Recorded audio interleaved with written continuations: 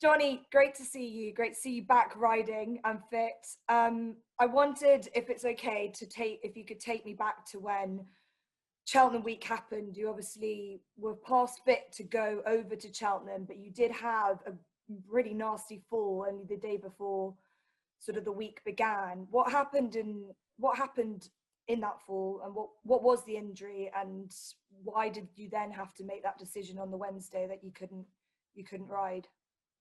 Well, yeah, so it was an ace on the Sunday before Cheltenham and beginner's chase, second last, heavy ground. Horse jumped it fine and just kind of crumbled at the back of it. Got an easy fall off him, but it was a horse coming from behind that landed on top of me or galloped across my back. And so basically what happened then was I broke 3 ribs, but the 3 ribs were broken very close to my spine on my back. So I was actually very lucky it wasn't my vertebrae. I think the 3 breaks were only like a centimetre away from my vertebrae.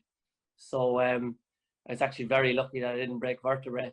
But because I hadn't broken vertebrae, Jennifer Pugh and Dr. Richie Downey, 2 great turf club doctors here, kind of left the ball in my court to see if I was able to ride myself, because they knew what such a big week was coming up and I had such good rides. So I was on really strong painkillers, and I was able. Monday, I was very sore. Tuesday, I was a little bit better. I was flying over to Cheltenham Wednesday morning, and I thought, yeah, my sister was a physio and she was after doing a bit of physio on me. And I thought, yeah, maybe I might be able to do this. But I'd already convinced Gavin and the owners that I would be able to do it. But I was kind of, yeah, I thought then Tuesday night I'd definitely be able to ride. Wednesday morning I flew into Cheltenham, that was fine.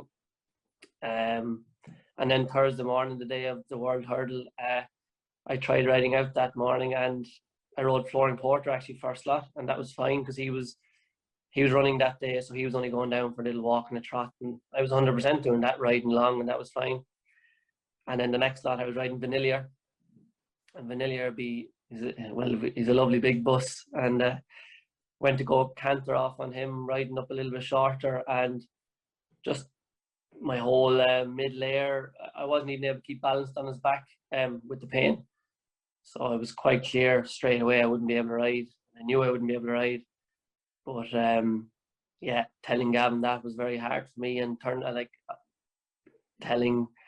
Gavin that I wasn't able to ride and not being able to ride it was very tough for me at the time. But yeah, I'm hoping now we can make up for that Punchestown. Yeah, absolutely. I mean, it was quite a heartwarming moment for any racing fan, even if they weren't that familiar with you or the story, but to see you enjoying it as much as you could. Were you able to enjoy it, or was there a gutting feeling seeing Flooring Porter come past, or did you kind of in that moment forget about yourself and just delighted for the horse and the trainer and the connections?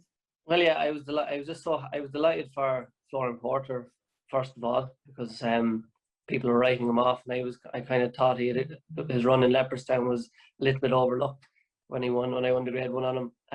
So I was delighted for him first of all. I was delighted for Gavin and the team at home, because in racing people work so hard all year round, and people work so hard all their lives in racing for those moments. So I was delighted for all them, and then the owners as well, the Flooring Porter Syndicate, bunch of great lads that really enjoyed their racing and loved that horse, and I was delighted for them. So I was delighted for all that, but then at the same time I had a big lump in my stomach because it was so gutting that I wasn't on his back. But one thing I didn't do, and I think is probably a great thing in sport, is I didn't begrudge anyone to win, because I was so delighted for them, and who was I to begrudge them that just because I wasn't on his back? There was a bigger picture. There were so many more people involved than me, so I was just delighted for all them. But obviously it was tough personally for me to take. But sure, isn't it great now that I have this horse to look forward to? Yeah, absolutely. And he's with him and with Vanillier on what happened on the Friday, which was a spectacular performance. You've got 2 horses that are going to take you to the big stages and have confirmed their promise that you knew that they had was, and I had spoken to you about 10 days before Cheltenham, and you were pretty confident about Flooring Porter and Vanillier, who was more of an outsider. Did it surprise you by how good Vanillier was the next day as well, or did it overreach your expectations? I wasn't surprised he won, because as I done that Cheltenham preview with you, we knew he had a lot of talent, and we thought he really suited the Albert Bartlett, and he had the profile going into that race, being a 6-year-old and strong horse and hardy. We knew he'd run well in Albert Bartlett, so I wasn't surprised he won. But I probably was a little bit surprised in the manner he won, because he done it so well. And even coming down the hill, Gavin looked over me and I said, "Gavin, this lad wins," because I knew he'd stay. So yeah, I was delighted, because he's owned by two really nice people as well, Paul and Helen Keaveney, the good supporters of the yard, and it was great for them to have a real nice horse as well, and it was just brilliant, to have that horse of him, because he's a novice and he's a big horse. He looks like he's a chaser in the making, hopefully now next season and that. So it was very exciting to see that performance as well. I wasn't on his back, but it was very exciting to see that we have a horse of that talent in our yard. Yeah, and you were obviously with Gavin then again that day as well. Your relationship is obviously, it's quite obvious how much you feed off each other and how close that you are, and you've built a very good, like, powerful success rate at this stage as well. Is for him to see him winning 2 in a week, which was obviously dominated by Irish, but Gavin Cromwell getting those 2 winners, how important is that to the yard and for your relationship building on and thinking we can come back and we know that we can do this again and again? Well, sure, it's great. Gavin's proven now he's able to train a champion hurdle winner, the highest quality 2-mile race, and a Stayers hurdle winner, the highest quality 3-mile race. And to bring over 5 runners this year and have 2 Grade 1 winners, like, he showcased his talent as a trainer, which is great, because that attracts, more owners to the place and a better quality of horse. And, the yard is in such good shape at the moment. It's really good.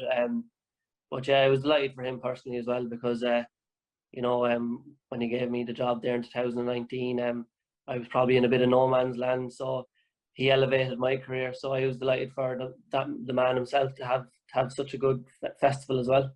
Yeah, and so for yourself personally, come out of Cheltenham, and then it's a couple weeks, 3 weeks until you're back riding again. Did the injury take longer to heal or improve than you had expected it would do? Yeah, it was a lot slower than I thought it would be, because I broke ribs previously on the front of my body, and I was back riding after a week. I was fine. But just where I broke these ribs, it was in an awkward position. It was kind of around all the muscles that I use for riding. So it was a lot slower than I thought. I actually tried 2 weeks, so it would have been 2 weeks after the fall. I tried to ride out, and I was actually schooling a horse in Old Meads that morning, and I had to get down off the horse like halfway through, because it was still too sore. So I left it then for another 2 weeks, and yeah, so it was 4 weeks and I was back riding out. But I was a little bit surprised how long it took, but I feel great now, so that's all that matters now. Yeah, and then you started the first day back. You got a winner on your first meeting back. Was that right? And yeah, no, a winner my first day back. Which is great, because it nearly felt like a big winner, even though it was only an 1895 handicap hurdle, because I suppose I was sitting on the sidelines for a month there, and a big month that I missed. So it was great to get back on a winner, to bring the confidence back for race riding, and showing I was strong enough again and all for the Punchestown Festival. Yeah, I was going to ask you, obviously we've had a bit of a roller coaster season with injuries, because at the beginning of the season, was it September, you broke your collarbone. Does it knock your confidence when you have to sit there watching other people taking your rides? Do you feel like, I have to go back and prove myself? No, I when you do get broke, it's so part and parcel of this game. You have to have great belief in yourself and confidence in yourself at all times. It's frustrating to watch. It can be frustrating to watch other people riding winners, and you know, and that, like, you know, because we every season as a jockey you want to ride more and more winners, and that's what you're always trying to do, better yourself. So it can be a little bit frustrating seeing horses win and you're not on them. But no, I'd always be gearing back, and I'd always have full confidence in myself to be getting back and doing the job right. Yeah, and your strike rate and your number of winners I've seen, you're on 25, is that right, for this season? Yeah. Last year you're on 38, and considering you've had those two like serious injuries that's put you back, that's pretty good going in terms of numbers. Do you set yourself goals every season? Well, yeah, last season, yeah, I did 38 in Ireland, 2 in England, so like 40 in total. And I obviously wanted to try and do that again this year at the start of the season, but then obviously we missed the first 2 months with COVID, and then I missed 11 weeks of this season with injuries. So 25 probably hasn't been the worst. I've got a Grade 1 winner in there, and when I have been riding, I suppose I've been riding winners regularly. So it's been an up and down season, but at least when I have been riding, I've been riding winners. Yeah, and the quality is not just, you know, that, as you say, exactly, yeah. The Gavin taking only 5 horses, but it's not just 5 handicappers, they're graded performers, which just shows what you're building within the yard. So next week, a massive week, and I was looking back on your big race ride wins, and it was brilliant just to watch back Irish Cavalier and the win that you had back in 2016, a horse that clearly probably for you as a you know, claiming back then must have meant an awful lot to you. For you, as you know, Punchestown being like the Cheltenham of Ireland, or you know, it's your biggest festival, but is riding a Punchestown Festival winner as important as Cheltenham in your eyes? And was that moment just something that you've always dreamt of? Cheltenham probably is the pinnacle, but the next best for us Irish, I suppose, really is Punchestown. It's always great. Like growing up, I would have went to Punchestown every year festival, as many days I could get off school to go and watch the races. So I always dreamt about riding winners at the Punchestown Festival, and yeah, Irish Cavalier, that was a massive day for me. It got me a big job in stable jockey job for Rebecca Curtis at the time. So yeah, I love that. I love the Irish Cavalier. He was a great horse for me. So yeah, hopefully I'll be able to add to that this year now with the nice caliber of horses we have going there. But yeah, Punchestown, it holds a special place in my heart anyway. Yeah, so looking ahead to this week, and you've gone into Cheltenham as slight underdogs with Flooring Porter and Vanillier. You're going into this as 2 favourites, it looks like. Is there, with Flooring Porter in the Irish stayers, it being as it is, and the horses that looking like they'll turn up, it probably is a bit of a rerun of the English version, obviously at Cheltenham. Do you feel like there's a bit more pressure for him to go out and prove himself again, or is it just, you know, he's shown what he can do, you know it, and he should just continue to do that? Yeah, no, I suppose, yeah, going into Cheltenham, the likes of Flooring Porter and Vanillier were each way priced kind of horses, whereas now they are the horses at the top of their division and the one that everybody has to beat. So some would say there's added pressure, but I don't know. It's good for us. It's good for me because I know I'm on the best horse in the race. So all I have to do is keep it simple, and hopefully he just goes out and performs the way he did the last twice, and hopefully that'll be good enough to do the job again. Yeah, and so he's had quite a long year, really. He's been on the go, but sort of very well campaigned, it seems, because there's been a good amount of breaks in between his races, at least, so that it doesn't feel like he's been non-stop since last July or whenever it was. Then he was sort of running in handicaps and has gone up and up and up into now graded class. Does he take his races very well, and did he come out of Cheltenham flying? Yeah, he does take his races very well. He does tend to run well, fresh as well. That's why Gavin gives him plenty of time between his races, which you know, so he's been kind of kept fresh most of the year. But in saying that, now he did win the big handicap in December, and went to win a Grade 1 that month. So yeah, he's just a tough warrior of a horse. He's not overly big. He's only 16 hands.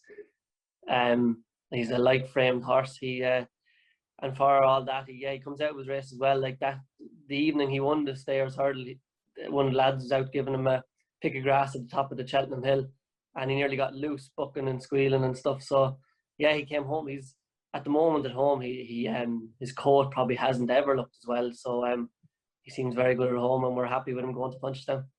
Yeah, and look, he's only 6, and he's already at the top of the stairs division, obviously, and quite significantly as well, in a division which is there for the taking each year. And look, in Ireland, very much so. It looks like he could dominate. Would you, for him, you said he's not a massively big horse. Do you think his future will remain over hurdles, or would you ever think about taking him over fences? Well, the plan was actually after this year to go over fences when he won the handicap in Navan, and then they said, "Oh, sure, we'll finish off hurdling this year, run him in a couple of graded races." But now, since he's done what he's done, he's the top of his division, so there's no need to go over fences with him. As long as he's winning or being competitive in those 3 miles, that 3 mile hurdle division, there's no need for him to see a fence. But he would jump one. He actually he's loads of scope and stuff like that. But yeah, no, hopefully the plan will be for him just to try and dominate this division, I suppose, and there's no real need to go anywhere else. And I think that's kind of the plan at the moment. Yeah, I mean, it makes sense. And you said you're going to keep it simple. I know before Cheltenham, Gavin was slightly worried about the finish and him sort of idling slightly, but at Punchestown it should be fairly more straightforward in terms of the track and him sort of adapting to Punchestown.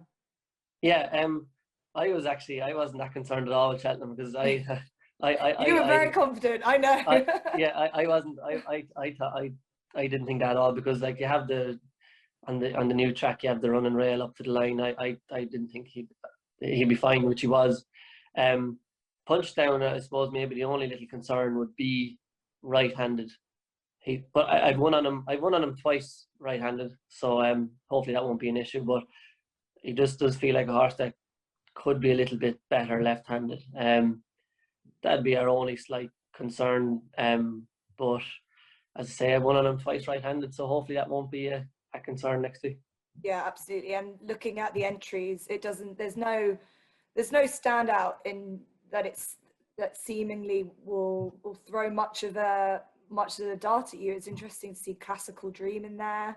I know that they were thinking about taking him chasing, but you've got to sort of rematch against Sire de Burley, and there's no reason why now beaten him twice, why you can't beat him the third time. No, exactly. Yeah, hopefully we'll be able to do the same as we have done. I suppose the filly, heaven help us, that won the Coral Cup. I think Paul Hennessy has confirmed that she's going to go to the Stair hurdle, so that might be a little bit of a different test for him. Something maybe up, taking him on a bit, but giving weight away as well, I'd imagine. Yeah, giving weight to a good filly like that as well. So she could bring she could be a new competitor for him, but hopefully it will be good enough. So you feel confident considering how he's been? Have you sat on him since? Yeah, I've sat on him a few times there now. Yeah, and he feels good. He wouldn't give you much of a feel at home now, but no, he seems good. He leaves his exuberance to the track. Exactly. Yeah. Yeah, brilliant. And so then we'll move on to Vanillier, who's in the Grade 1 novice hurdle over 3 miles. Obviously, as we said up before, a bit of a shock winner, although not to you at all. And thank you for that, because I followed you in after your confidence. But as a profile, this rate, winning the Albert Bartlett, has become a lot more attractive now than it used to in the past. Monkfish last year and the year before, Manila Indo. Is obviously this is the natural next step for him, but where in terms of his future do you see him as a potential long-term Gold Cup horse? Yeah, well, after his Albert Bartlett win, you'd have to be thinking like that. There's no reason why he can't go that route, and I presume with natural progression he should hopefully shape into a nice RSA contender, that kind of type of horse next year. Yeah. You see, and you obviously you have to take that route through. Has he improved for his races, or I remember you saying that there wasn't something quite right with him when he ran quite disappointingly before Cheltenham. Was that something that was sort of ironed out by Gavin? Did anything come to light after that? Yeah, I think he scoped badly. I think he had plenty of mucus in him after Leopardstown that day. And then it was kind of a race against time with him, as I was telling you that time, to get to Cheltenham. But then it was about 2 weeks, I think it was, 2 Sundays before Cheltenham. He'd done a piece of work and it was very good, exceptionally good, really. And that kind of showed that he was back in good nick. And then that's when he booked his ticket to go to Cheltenham. But he seems like he's a real thriving horse at the moment. Like before Cheltenham, he was getting very bullish and fresh at home and doing plenty of work and just strengthening the whole time. And after Cheltenham, he's been the same. He's just a real thriving horse at the moment. And just physically, he's looking better every day. So he could well improve again, maybe, but he doesn't have to. Yeah. No, absolutely not at all. And I know that Gavin's horses themselves there was a period where they weren't absolutely A1, and now they have been, since around the Cheltenham time, they've been in excellent form. Do you feel like they're still in that sort of same mold that every horses are thriving, or they're ones that just are sort of standing out, like the likes of him and Flooring Porter? Yeah, no, Gavin's horses were January, February time were under a bit of a cloud, and I suppose the week before Cheltenham or 10 days before Cheltenham, they all started running well again. We got a couple of winners, and ever since they've seemed in great form. I have to give a special mention even to Darver Star there. He looks like he's after he looks a lot happier horse this last few weeks. So there's all the horses there seem very happy, and they're coating out well now for the summer and stuff. So yeah, they all seem in great nick, and I'd be very hopeful that they'll all go to Punchestown in a great vein of form. And so Vanillier's race is quite interesting. The strength and depth of it. Like the Albert Bartlett was pretty strong itself, but Galopin de Champs in there is quite an interesting one. Cape Gentleman, if Emmett Mullins is going to run that as well. Have you had a look through what the likely contenders are in terms of that race? Yeah, well, as you say, they are the two that are coming into it. I suppose especially Galopin de Champs. He was very impressive in the Martin Pipe. The way he travelled into the race was very impressive.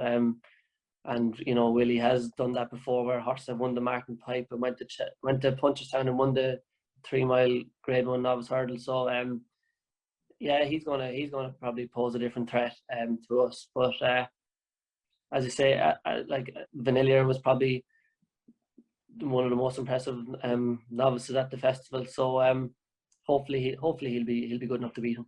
Yeah, everyone likes to sort of put a question mark around it just because of his price. And you know, was it a bit of a one-hit wonder? But look, Manila Indo was 50-1 when he won the Albert Bartlett, and he hasn't turned out to be too bad. So you know, look, and no, exactly, considering he's, as you said, seems to have thrived from it. You go into it very excited with two, like, as they should be, favourites chances. And then so we'll move on to Darver Star. So as you say, you were saying that he's sort of turned a bit of a corner. Do you think that at Cheltenham he probably was one of the horses that was not quite right, whereas the others had come out of that sort of dark cloud? He was still sort of slightly under it. Yeah, you'd have to say that, because his run in Leopardstown at Christmas when he was second was so good.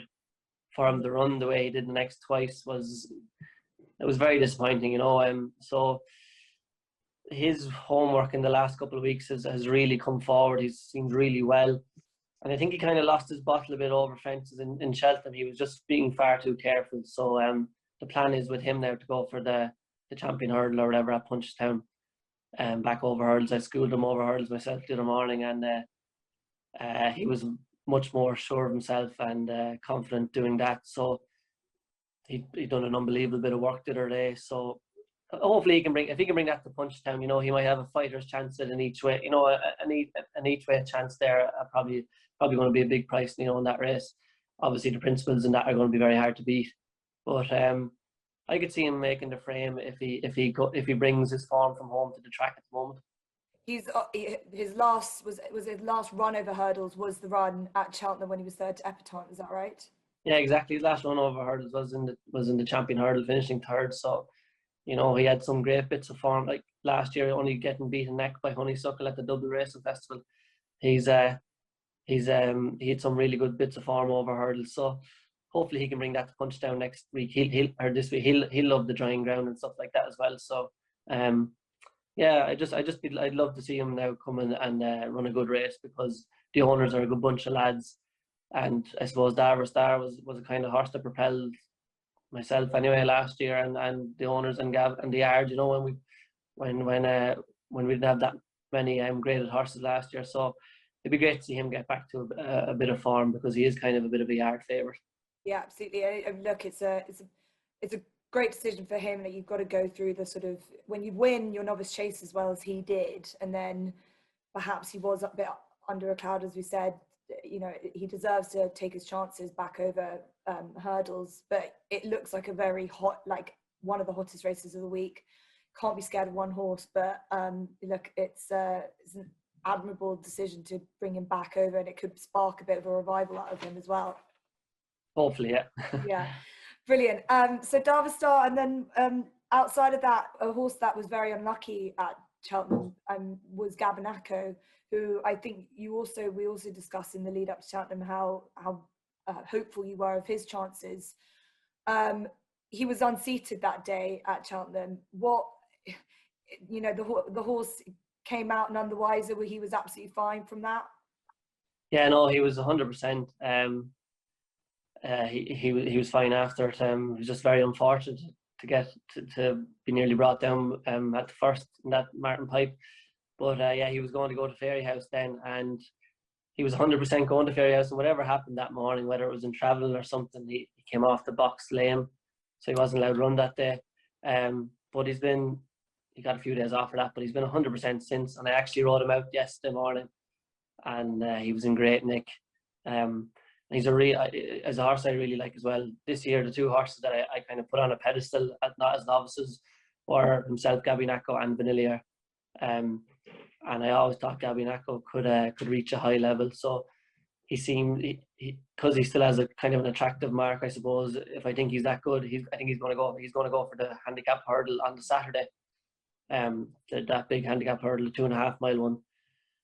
And yeah, I think he's some patches of really good form, like his Bob Ollinger run in Naas was very good behind Bob Ollinger that day, and he seems very good at home. So we'd be hopeful now he could run a massive race in that handicap.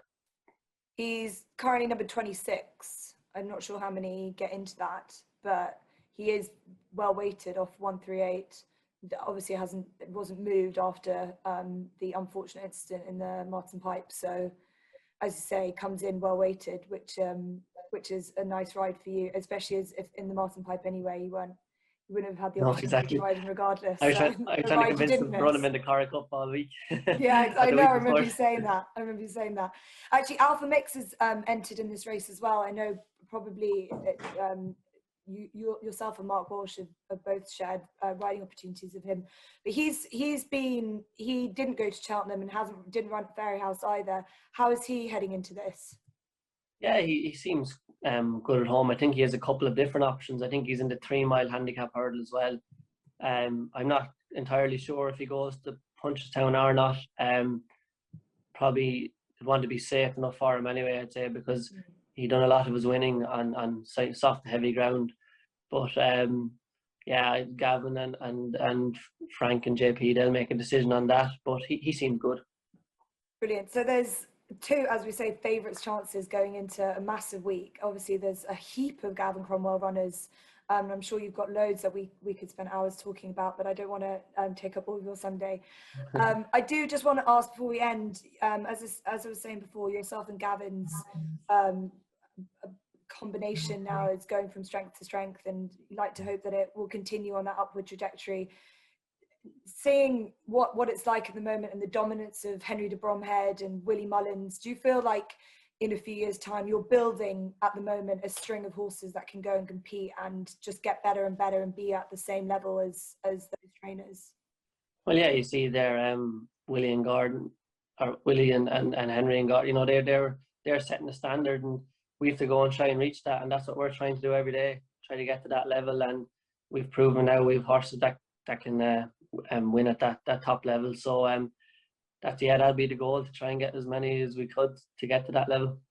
And he's a lot of these horses that we've discussed are sort of very, you know, well priced, nothing like huge point to point 500,000 ridiculous numbers there. He's good on getting value for money for these and syndicates and smaller groups of owners as well. Will he stick? Do you think that kind of philosophy and idea about where to go and source the horses will continue, or is he looking to up the quality in terms of, you know, pedigrees and sort of areas like that? Well, I suppose when you're always trying to up the quality, but Gavin has a lot of loyal owners and syndicates, you know, that like, you know, buying chancy horses for, you know, smaller money and stuff. So yeah, no, he very much gets a kick out of that, by getting cheap horses to win races and stuff. So no, he'll still continue definitely to do that. He's after building a new barn, so he'll be facilitating all. But yeah, it's obviously, like, you're always trying to get the more attractive, as you say, pedigrees and horses like that, which seem to be coming in the gates more and more regularly now too. Yeah, and you know, as you say, once you've had 2 Cheltenham winners, your name is in lights, and you know, you can show, and you can also, when you're looking at the likes of Flooring Porter and seeing what he's done in terms of a training performance, it has to be up there with one of the best this season. So hopefully it will end on a high next week. But for you guys, the National Hunt season doesn't really stop it. You can continue on. We've got a bit of a break this week, but you'll be straight back into this whole summer, full on into Galway. It just never ends for you. Are you sort of head down for the next forever now? Yeah. Until an injury might prevent you, which yeah, we hope it won't. that's good. Yeah. You know, National Hunt racing in Ireland in the summer is very busy. We're flat out on the road every day, traveling all over. Yeah, so the summer race in Ireland, it can be very tiring and tough, but very rewarding as well. So hopefully we'll have a busy summer, and Gavin seems to have a nice team for the summer too. So we'll be hoping to get the next season off to a good start and kick on again. Brilliant. Well, I'm wishing you the best of luck next week. I hope that your 2 main ones can reproduce what they did at Cheltenham for you as well, especially so you can have can add some Grade 1 winners to what's already, it's been, as you said earlier, a successful season regardless of the slight roller coaster injury preventions. But wishing you the best of luck, and thank you for chatting to me this evening. Perfect. Thanks very much, Jess. Thank you.